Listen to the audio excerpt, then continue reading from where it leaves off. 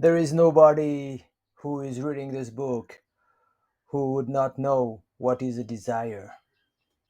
Some people might be confused about what is lust, yet it doesn't need a definition as such. However, in this section, I want to explain to you my own concept of desire and lust, which is relevant to meditation. First of all, desire is a want to have, do, or be something.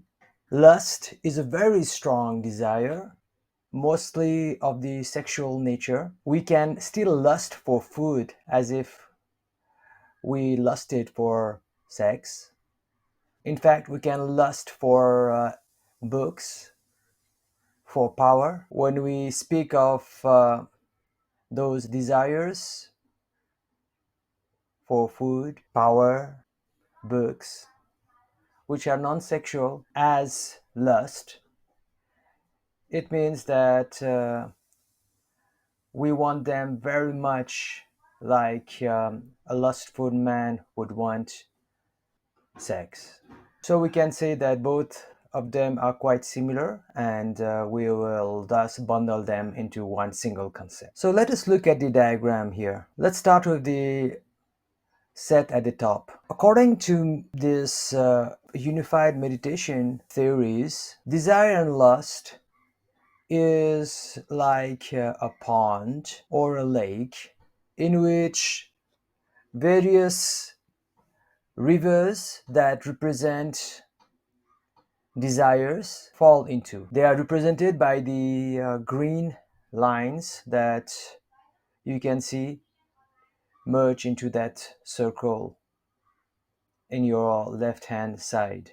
So it could be the advertisement of the new iPhone, or the influencer bragging about his new Lamborghini, or the new pop star showing off his new girlfriend or her new boyfriend. So all those desires are filling the mind, which is like a lake. Then look at the second diagram. Here, this person is filled with all the desires that has been fed into his conscience. Now he wants them all. He wants that new iPhone, that Lamborghini, that flamboyant partner. In this diagram, this person is not actually acting on those desires yet, and is just containing those desires. So he's not actually doing anything yet to fulfill those desires and lustful ideas. In the third diagram, you will see that the desire and lust has spilled over or flooded in the surrounding. This means that this person either did something very clever by starting up a business that he could sell for $1 million, or maybe he landed himself a job at an investment bank. Whichever way, he is now able to and has bought himself a new iPhone, a new Lamborghini, got himself that gorgeous partner. Well, if life was that simple, we would not be writing this and reading this particular section, isn't it? It is very rare that a person would be able to make a unicorn, and investment banking offers very few jobs compared to those people who have immense desires. So most likely the spillover or the flood of desires would mean that this person might have done something illegal or stupid in order to acquire, to fulfill his desires and lust. So this is the downside of having desires and lust. I will not go into more details except giving you one example I just recalled from a news recently that I read. A lady apparently left her child unattended alone so that she could go on a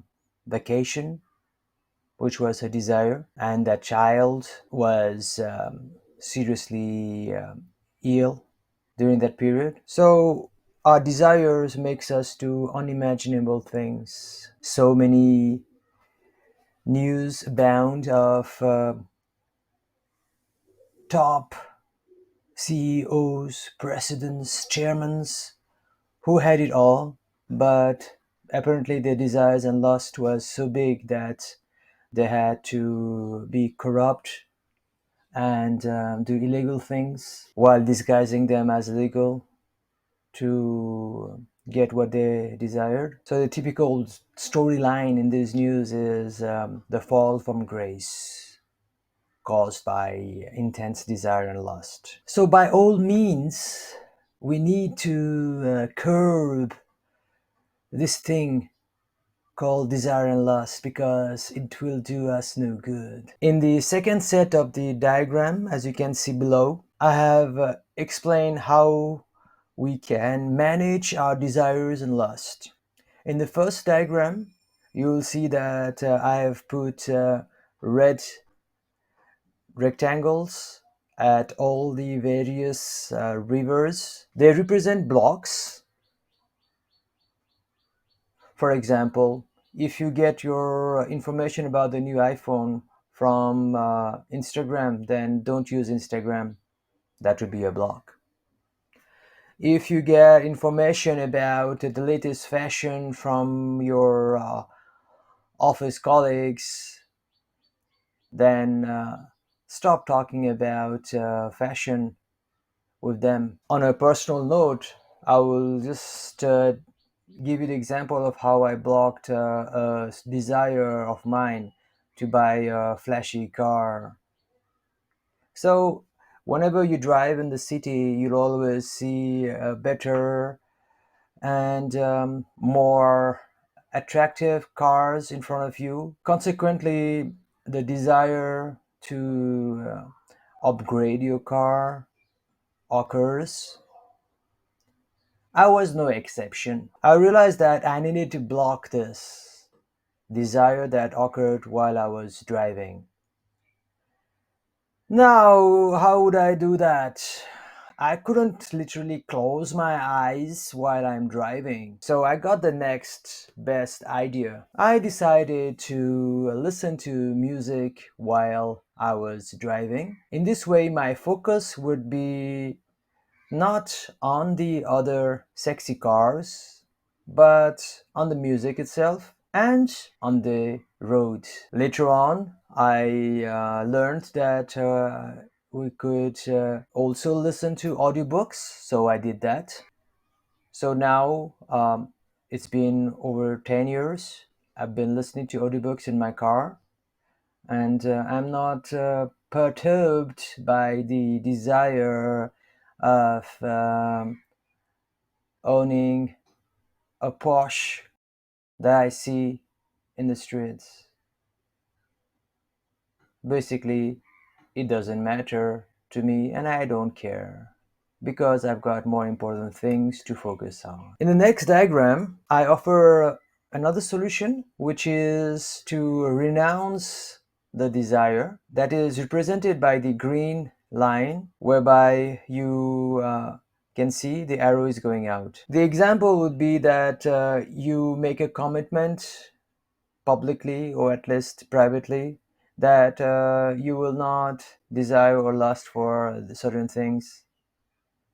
So that would be one way of renunciation. Another way would be to give up the objects that lead or command desire. I know of many people who basically left their jobs because they were tired of the desires that it created. Then they began to work for themselves, whereby they would be filled with less desires and thus the need to earn less money.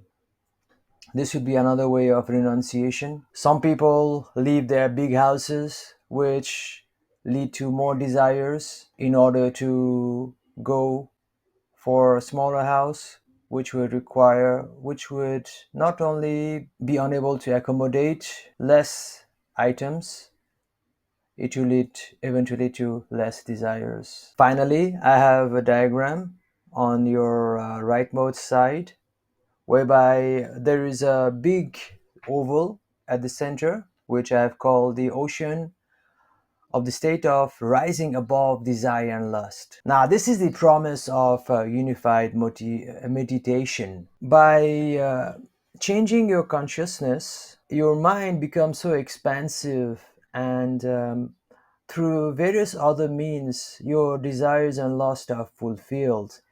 Thus, consequently, no matter how many rivers feed into you, I mean rivers of desires, they wouldn't have an impact on you at all. It would be like thousands of rivers entering the ocean, but the ocean isn't affected. So that is a very interesting state to be in. I would love to talk more about this state, but I will leave the pleasure of discovery for you after you start unified meditation. Once you experience this ocean where no desire affects you and no lust can move you,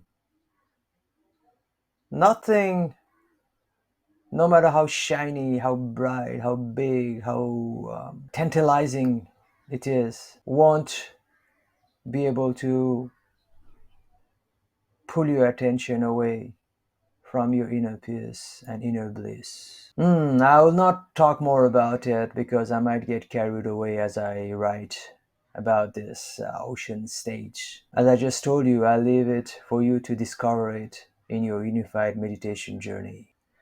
Dreams is a very important component of consciousness. Science has got the tendency to minimalize the importance of things it doesn't understand. The same has happened with dreams. I will not be defining dreams in words. Instead, I'll go directly to the diagram. Mind you, dreams are a very important component of any meditation, and especially my meditation of unified meditation.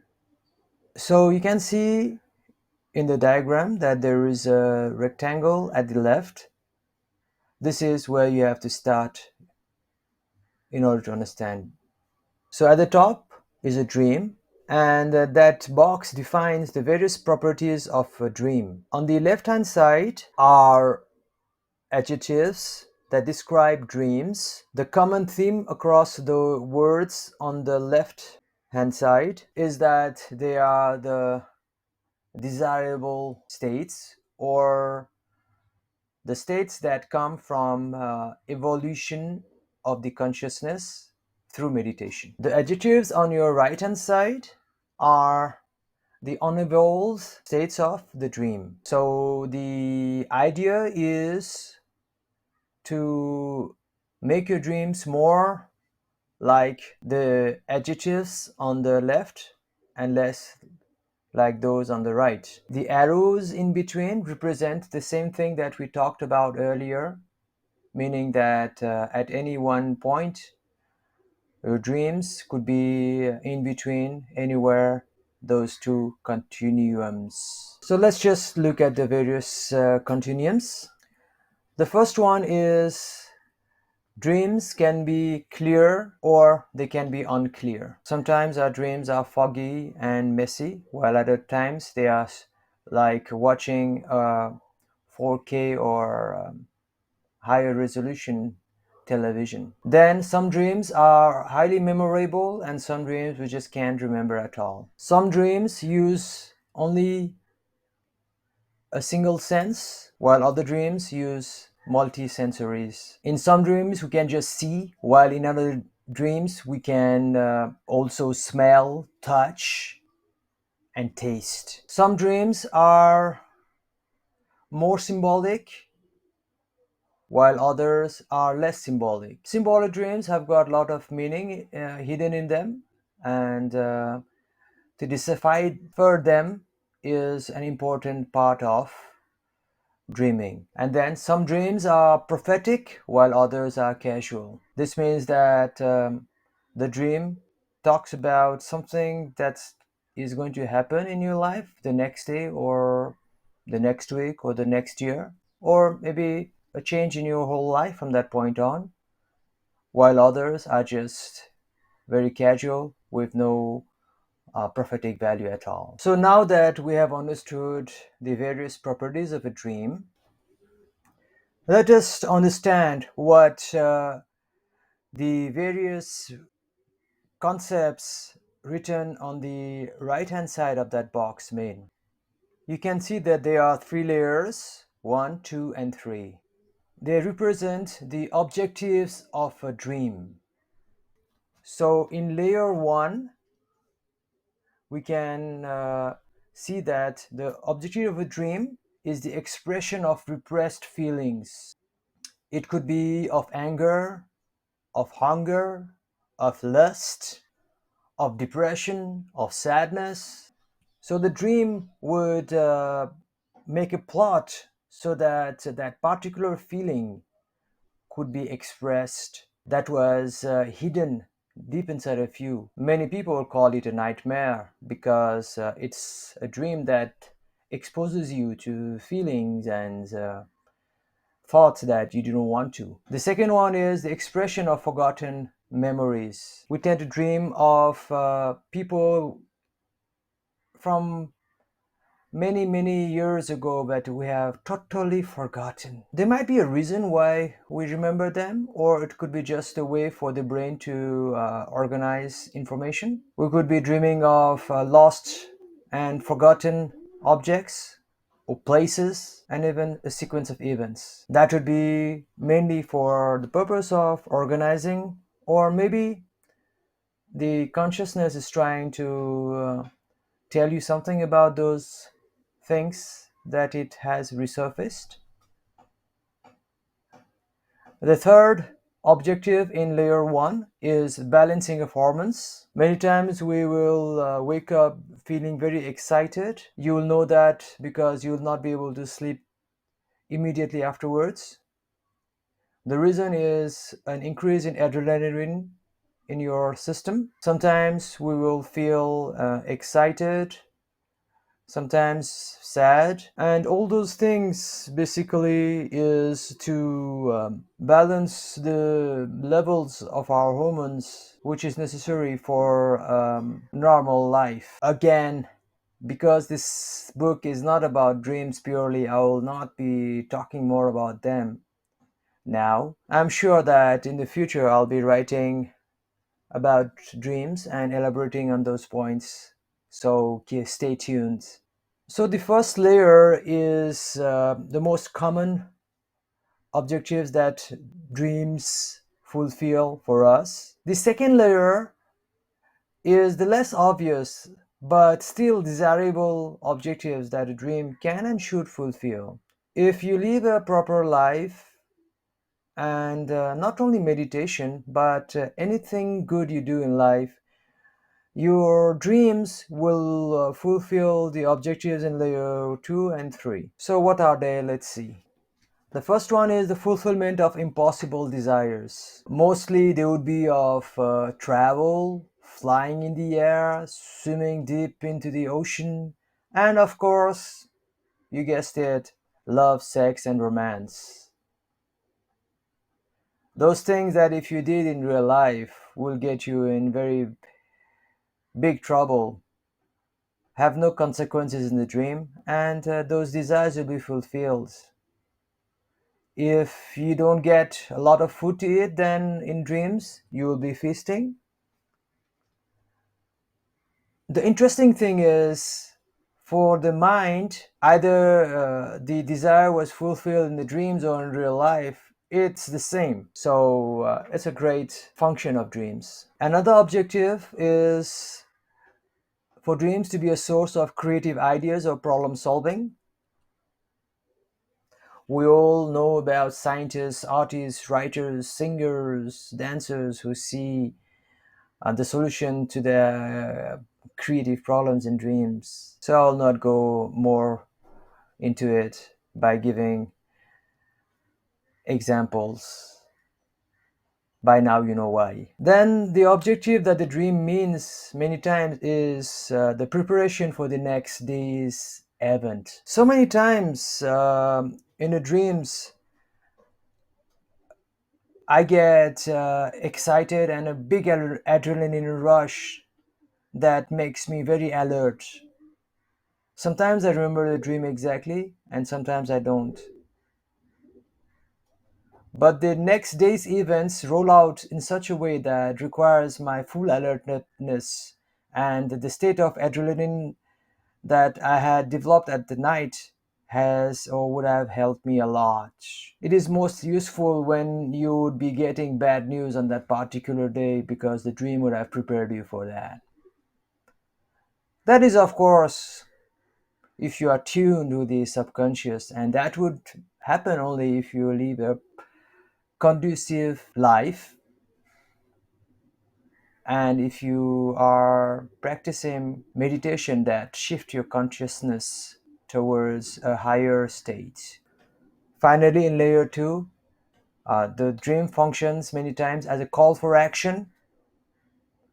Sometimes it could be direct and other times it could be highly symbolic, but basically you would know that something has got to be done. Now let's go to the layer 3. The first one is the burning of the fruits of bad karma. The interesting thing about dreams is that they can do the dirty work for you. For example, if you have done something bad, then punishment is mandatory. However, if you practice unified meditation or some kind of highly elevated living, then the subconscious mind will consummate that punishment in your dreams itself. In this way, you'll not have to bear the consequences of that bad action of yours. Mind you, it doesn't happen all the time to everybody, but it happens. Then the dreams functions at times as deliverer of hidden messages from the spiritual world. You'll recall the two dreams that I have shared earlier with you about me going up in a rocket to a new planet and me falling from the sky into the convention of my associates of past life. Dreams also serve as a function of teacher and they will provide you lessons for you to learn. You'll be surprised at how much math or science or English I learned from dreams. Hey, it happens. You believe it or not. And I'm sure that all of you have experienced it to some level. Sometimes it could be just a moral lesson, but as I told you, it could be a lesson on studies also, or work, whatever it is your work is. Finally, dreams serves as a telepathic message from the living and the dead. They might come into dreams to ask you to do some things or not to do some things. So the dreams is a great medium for the dead to communicate with the living. That is quite obvious.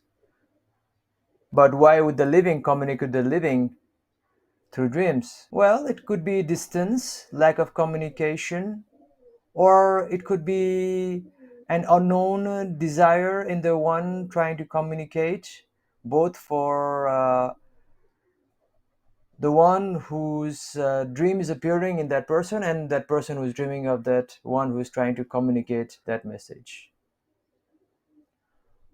Well, I know it's a bit complicated, but that's an objective of a dream, to be a telepathic medium. So, this is the full potential of dreams as far as I know. I'm sure that there are more objectives of dreams that you might think of or you have experienced, but this is how much I could come up with for this book. Although fear is another emotion, I listed it as a separate component because of its importance. Fear is a very big driver of our life. Some people say that they have no fear. It is possible, but I doubted that anybody can be totally without any kind of fears. Yet, it is not what I want to prove now or even disprove. Let me share to you what is my concept of fear based on the diagram you can see on your right hand side or below. So let's look at the box at the center. Fear is an emotion caused by a threat. The word threat is important because the problem hasn't yet occurred, and that is why it's a fear. If it had occurred, then fear wouldn't exist. It would be something else. It could be anger, um, terror, revenge, panic, etc. But fear occurs either immediately before the threat materializes or long ago before it. There could be a material or real basis for the threat, or it could be purely imagination. The three sources of this threat are threat of the unknown. It means that we are mostly afraid of what we do not know. Let me illustrate with the example of coronavirus. When it immediately came out, everybody was afraid because we did not know anything about it. And as the months passed, years passed, we became less afraid of corona because we knew it. We knew its capacity, the damage it could do, and how we could prevent it or how we could save ourselves from it. So, from this example, you can understand that mostly fear of the unknown is very common. I am afraid of snakes because I do not know the snakes. I do not know how they behave. I do not know how to recognize them. But somebody who knows all those information about the snake isn't afraid of snakes. They are not a threat for him. Next, we are afraid because of the threat of the undesired. We might not want certain things to happen in our lives, and that makes us afraid. If we give an exam, we do not want to fail. If a spouse cheats on the partner, then he would be very afraid of the undesired consequence that his partner would find out. Finally, we are afraid because of the threat of danger and pain. Nobody wants to be hurt, to suffer, to fall in an accident, and thus we are afraid. Whenever we get on a plane, we know very much that there is some probability that an accident might occur, and if it occurs, there's a high probability that the plane will have no survivors, and we are afraid of that danger and the potential pain from a plane accident. This brings us to the above rectangle, you can see at the center there is mental overthinking. So what it means is that fear causes us to overthink. Let me continue from the example of the plane. So you are in a plane and you know that there is a danger of the crash, so you are afraid. Naturally, you'll overthink it. Now, some people will not be able to control this overthinking, and that will result in emotional discomfort, as you can see on the left hand side of mental thinking, overthinking. Then some people would be so unable to control their overthinking that it will result into physical level symptoms like panic attack. They'll be out of breath, and some would even faint inside a plane. This is because they could not get hold of their fears. The same mechanism of how fear manifests in us is applicable for the other two types of fears triggered by the threat of the unknown or of the undesired. Then outside the rectangle, you will see various words written there. So these are the potential sources of fear which could fall into the various three types of threats. Let me just read them for you. Death is the biggest fear of humanity. We are afraid of death even before it occurs, during it process, and we are afraid of what will happen after death. So it's a very complex type of fear. We are also afraid of rejection and being ignored. Many people are afraid of animals and insects. Again, this is mainly, I think, of the threat of the unknown or of the undesired, and even of the danger of that potential bite or sting. Some people are afraid of injections, so the threat might mostly be of the pain. Similarly, the fear of dentists is very common. Some people are afraid of crowds. Now, that fear has got a deeper meaning.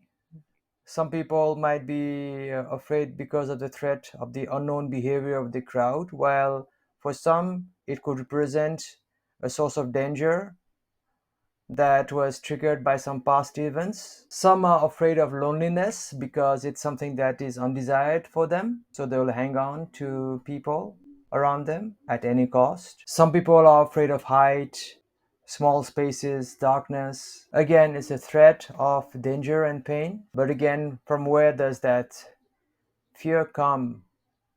Is it because of something that happened in this life, or is it something that happened in past life? That needs to be explored. So the idea of unified meditation is to control, manage, and minimize all the kind of fears. It is to get into the deeper roots of how the fears originated, so that you can live a life that is free of fear, that is unnecessary, that prevents you from being happy, that causes you suffering.